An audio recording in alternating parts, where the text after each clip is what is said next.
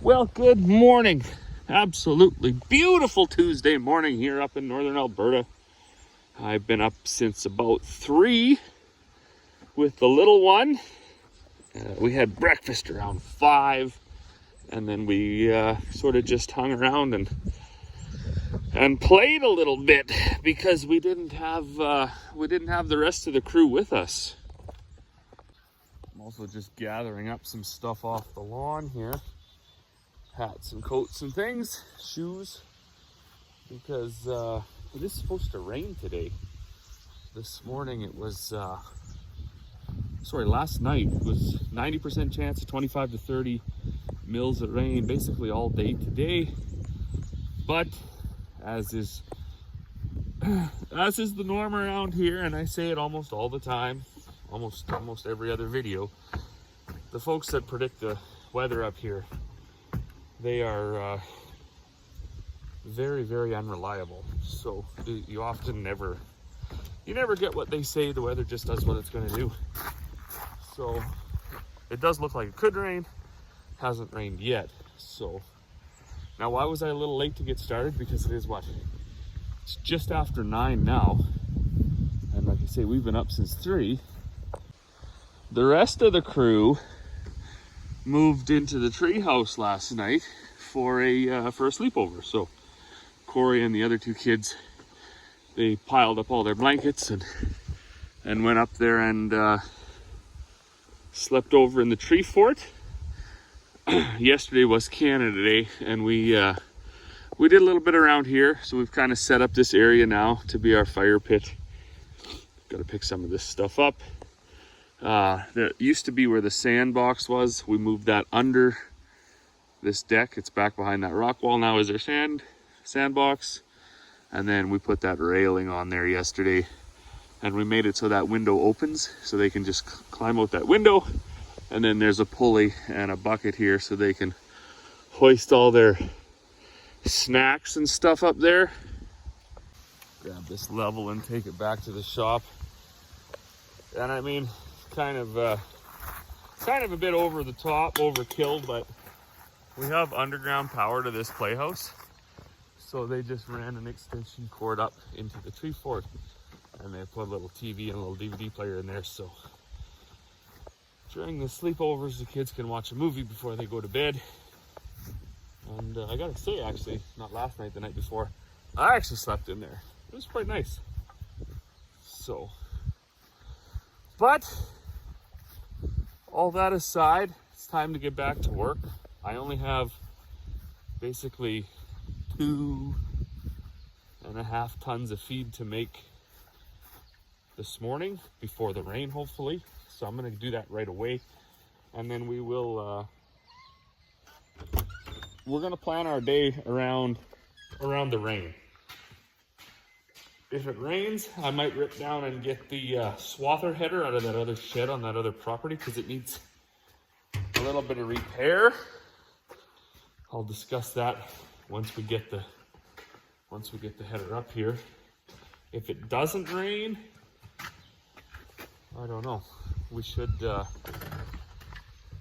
maybe fill up our feed bins, or grab the weed whacker and go weed whack all this stuff around the dryer. It's more important to be doing that than just visual. It also knocks them weeds down and they don't get a chance to go to seed. That's really the biggest reason why you want to be doing that. Also, if it does end up getting dry, which doesn't look like it's going to be a risk around here, then eliminate a little bit of your fire hazard too. So give this thing a quick oil check, and then fuel it up and start our day. All right, well, we got the rain now, so I got it's quite clear to the north. Must be coming straight out of the east. I did get the bags that I had on order over the weekend made, and then got a few more to write down, I suppose. But also we just had the Triple G delivery truck show up. Dropped off some more mineral and various things. So I'm going to, what am I going to do? Probably go in and have lunch, I suppose. And then we'll come out. It is supposed to rain all day, so maybe do some shop projects. I'm going to wander over and check out that canola across the road. It is turning yellow by the hour. So that's pretty exciting. We got wheat well headed out, barley headed out, canola starting to turn yellow, and it all looks good. It's not a, I was worried about the wheat on the hill. I thought maybe it was a too early thing and it was too dry or something and just finishing off, but when I was out and counting the heads and actually looking through, I think it's all right. And while I'm over here, I got a question for guys running these flexi-coil New Holland tanks, or even those case ones, right? They're all the same. But that style, so we have a P1050, and then so that style, segmented roller. What are you guys doing for canola? So you can't probably tell from the video on my phone, but I'm not really happy anymore with I guess seed placement. I think that I think it could be a lot better. So what I'm finding, I think, is this canola looks really good too. But what I'm finding is, I think what's happening, we use that Ultrafine Roller, so it's got those really shallow grooves. But I think the roller's turning so slow that if you're going to seed at 5.5 or even 6 miles an hour, something like that, a little bit faster speed, you, I guess that doesn't matter, does it? Because it speeds up and slows down. But it doesn't seem to be keeping the hoses full of seed, if that makes sense. And I might actually have to reach out to somebody who's more familiar with the flexi-coil tanks than I am. I really do like it. I think they have good metering technology. But what happens is the roller's turning so slow that as you move down the field, it seems to be like, you know, dropping canola and then nothing, and then canola and then nothing, and then canola and then nothing, just for those split seconds. And if you're out there spraying it, you can sort of see that where, I don't know if it almost looks thinner or it's maybe none there at all for like a split second, if that makes any sense. Of course, once it fills in like it has now, you don't notice, right? But as it's growing, I think you can see it. Now, I suppose a way around that would be to up your seeding rate. We're actually, I don't know if it's a good idea or not, but we're going the other way. We're doing the whole reduced seeding rate because people claim that 2 pounds will fill out and stool out just as well as 5 or 6 pounds. Now, I don't really know if that's true. This I did seed lighter than the recommended rate on the bag. I want to say around 4 pounds or something like that. And I like the way it's looking, but like I say, when I sprayed it, I didn't, I think it could have been better. So I have been looking and doing some research. There are spiraled rollers and, you know, a little bit different styles and things. So I think I'm gonna go down that route. So if you have a flexi-coil tank and you've upgraded to those segmented rollers that are more designed for canola, and you are watching this channel, there's a lot of ifs. Let me know what you think about it. Let me know if you got, if you think they're worth it or whatever. I don't think they're a lot of money, but just something a guy's got to get around to do. The emus are sure funny. The cows, they just watch each other. The cows watch the emus watch the cows. We had the emus out for a little while and they chased everybody around, and so we did have to lock them back up. They're not the friendliest animal, but they're a funny looking animal. Before I go in for lunch here, we should check and see how these guys all left the playhouse. If they left it in a mess or not. We got various boards, as you can see, to pick up, but need one more 2x10 across the back here, and a few more loads of sand to complete their sandbox. But they've been having a lot more fun there than they did over there. I don't use the rock wall. Too fat for that. All right. Milwaukee tools, also a big fan of. They made this whole project a lot easier than power cords. And we also changed the, oh, they got her pretty, cleaned her up pretty good. So yeah, there was a couple of, they got their movie stash over there now and their little TV. Spoiled kids. We originally had a piece of this OSB for this hatch, but I wasn't excited about how weak it was if the kids got standing on it. So we put, we made them a new hatch out of the same board. So it fills in the floor. I don't know who was combing their hair. And then yesterday, as I was saying, we finished this for them. So we weren't going to do it this year, and then we decided what the heck. So now you can open the window and you can climb out. Really designed for little kids. And then you can walk over here and you can lift up all your goodies that you need for your party or your sleepover.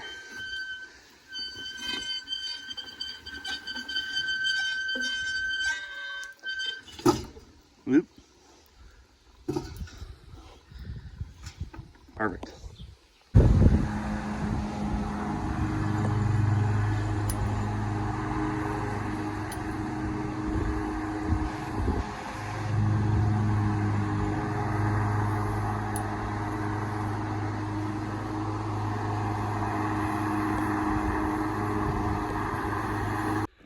Oh, well, good afternoon. We were in the middle of it. So gravel truck's been here a couple times. I'm pretty much convinced for our yard, our soil, the way this was cleared and stripped, like the fact that it wasn't, that this bigger stuff, 1.5 inches, is perfect. So as we drive around and we float it, it's just crushing down. It's easy to walk on now, and it's staying. So even after like that 1.5 inches of rain, I think we've had about 4, probably a little between 4 and 4.5 since seeding. So enough water that the yard's been very muddy a few times, and it's holding up. So we're driving around with these 4-wheel drives. We're driving around with that telehandler, which is really heavy, and with the circle steer, you know, it really grinds it away. Duals on those tractors and stuff. And this is the most success we've ever had with gravel. So we dropped off a one dump there. I'm going to push that way and then go under these augers. I'm going to hopefully change things around with these bins so I don't have really any spillage unless a bag breaks. And then, I mean, that's just an unfortunate thing. But I'm thinking if I was going to buy one of those tampers at an auction sale. I'm thinking even if I just tamp this down, it should be easy enough that a guy can clean grain off of it too, as long as it's not loose. Anyways, I made a ton of bags yesterday, and then we bagged up some beet pulp and some other things. So that was yesterday. I can't actually remember what we had done the day before that. What is it, Saturday today? So we, was it raining? I think it rained a couple days too. But today our project is hoses. What's up, buddy? So we got, well, I'll show you here. There's a few 100 feet for sure. So these big hoses, also called primary hoses, that's what carry the seed in bulk to these towers, and then bang, it's distributed down these maybe 1-inch hoses or whatever. These kind of will actually last forever until they get brittle and crack. But if they're on a spot like this, they'll wear flat, rubbing against the frame. But mostly they last for a very long time. These are original to the drill, so they're 2016 or 18 or whatever, but they're still in good shape. Now these primary hoses, I'm pretty sure every single seeder on the prairies has experienced duct tape.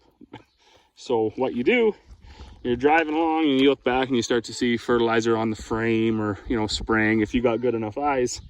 And then you walk back and you're going to find out that, oh, there's a hole war here or there, or here or there or there. So I mean, as you can see, this is all in it was time, I guess. It was all in pretty bad shape, really. End of life. So it is unfortunate. It's around the bends that it always gets it. The rest is fine. So the length from here to like right around here, that side is always going to be good, and then it'll wear out in here somewhere. And it'll be good as it straightens out anywhere it curves. But we just decided this year we were going to do all of them, because it is pretty frustrating when you have to stop out in the middle of the field and do this, right? It's frustrating for a few reasons. The biggest frustration is, okay, now you're downtime. You got to phone somebody. They got to bring you out a saw and everything else, and you're not seeding. Secondly, if you've had a good seeding day and you're nice and clean in the tractor and you got the air conditioning on, you really don't actually want to get out and get all dusty and dirty. So all new hoses for the primary runs anyways, and we'll be off to a better start next season. We're going to, I can't believe either how easy this is. That's another thing. Lots of the springs when we're seeding, it's like 4 degrees. So you're trying to unroll this, I think 1.5 inches or whatever it is. It's like trying to work with a broomstick, right? It's just stiff, and it's usually, in a big coil like over there. So it's got that memory. It wants to be in a circle, not straight. So anytime we try to do this in the spring, it's just brutal. We leave the hose in the shop overnight to try to keep it warm or whatever. So to do it on a day when it's like 30 degrees, that stuff is just as pliable as heck. So it's going fairly well. Where are you, monkeys? Hey, where are you? Pop up. Holy smokes. Well, this is actually pretty interesting. So we did run down here to the property just kitty corner here. Wanted to measure the door again and see if I could put my other drill, my spare drill, if you will, in that shed instead of where up in the yard, because we didn't even use it the last 2 years. And then we thought we'd whip through here and check out this barley. So this barley, that wheat over there, it's like 36 inches tall, and I was counting like 13 to 14 seeds per head. Last year I counted like 8 seeds per head, and we didn't have a very good yield. So hopefully that means it's going to be better as long as it fills and everything. But this barley, and I don't actually understand, we got like, it's all of 36 inches tall, and there's like 28 seeds per head, and it headed out early, like almost the same time as the wheat, and it was probably 8 days later than the wheat.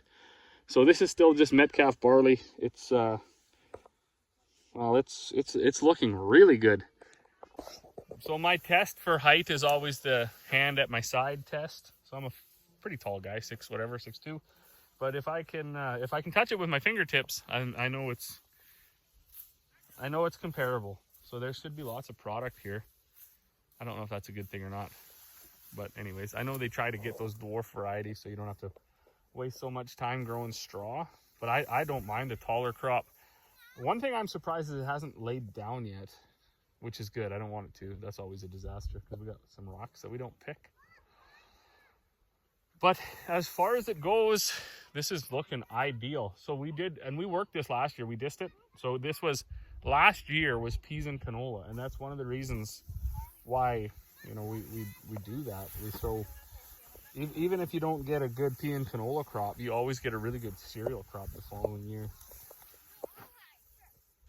Crazy. Well, as you can see, we got part of a roll left, so that was all right. There's also a couple of miscellaneous pieces. I do believe we did cut one wrong. It was about 1.5 feet short, so unfortunately it's not going to fit anywhere. But that's okay. Not too bad anyways. All new hoses, both on the cart and on the drill. Got a couple pieces I'm not going to climb in there and get, though. I'll pull the drill out of the way. Too rocky here for crawling around on your knees. And then, oh, there was one bolt I got to stick in over here. I'm not exactly sure why these break, if they break or if they fall out or what the scoop is, but we've had to replace a few this year. So that needs to be done. And then actually the drill needs no work. It's pretty low acred because we don't, it came from a farm that was roughly the same size of ours. He only had it for, I think, a year. And then we've had it for 4 or whatever. So not a bunch of acres on it. The cart does need, I think, a couple screws put in the bottom, but I'm not gonna stress about that. I was gonna pull it out of the way and hook it up and take it down to the shed, but this stupid tractor is dead. And I don't understand it because I fired it up this morning after it had been sitting for a week, and it fired right up, and then I drove it over here and it was dead. So I don't know if those batteries are so,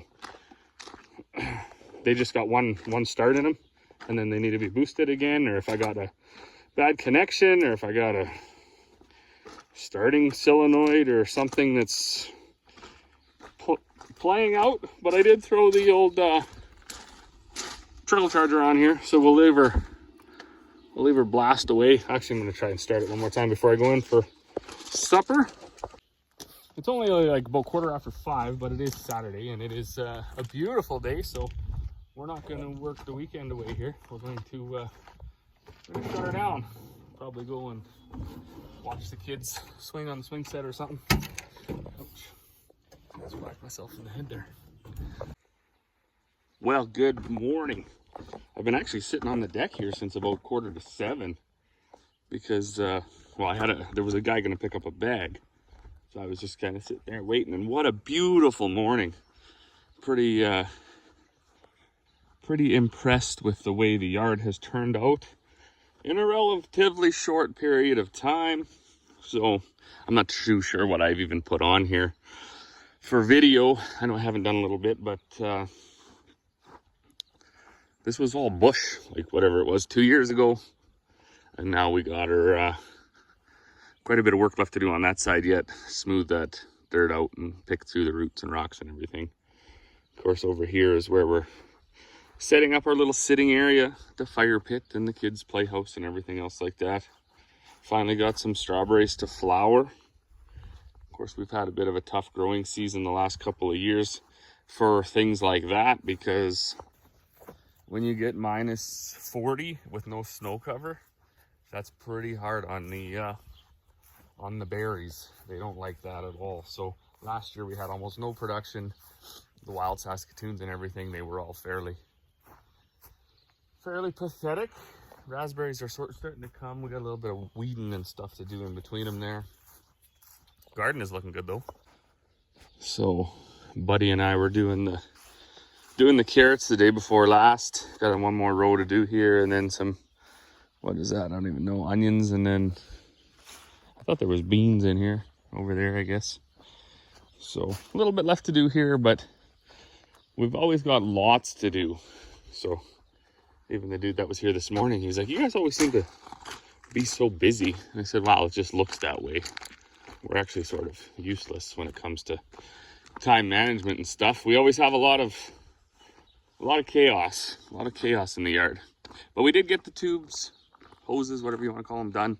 So I'm going to see if this piece of junk fires up. Strangest thing with this tractor, I did test the batteries yesterday. So one was completely dead, one was completely charged.